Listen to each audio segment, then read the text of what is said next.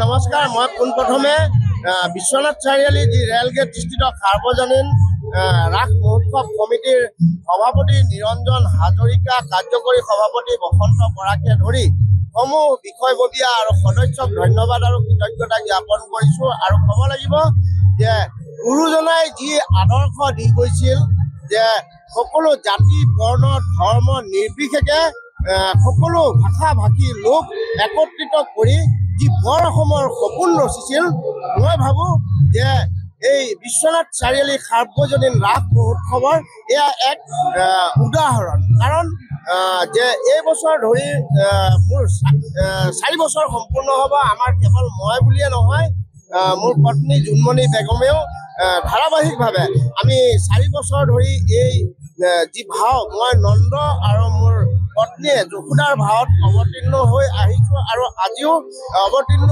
হৈছোঁ। গতিকে ক'ব লাগিব যে আচলতে এক সমন্বয়ৰ যি মিলনভূমি, সমন্বয় বাৰ্তা সমগ্ৰ অসমতে এই ৰাসৰ দ্বাৰা মই দিব বিচাৰিছোঁ। আৰু যাতে মই আশা কৰিম ভৱিষ্যতৰ দিনত সকলো জাতি বৰ্ণ নিৰ্বিশেষে এইদৰে যাতে সকলো ধৰ্মাৱলম্বী লোক এইদৰে মিলি যি সমন্বয় এনাজৰী আমাৰ মজবুত কৰিব পাৰে, মই তাৰ বাবে আশা কৰিছোঁ।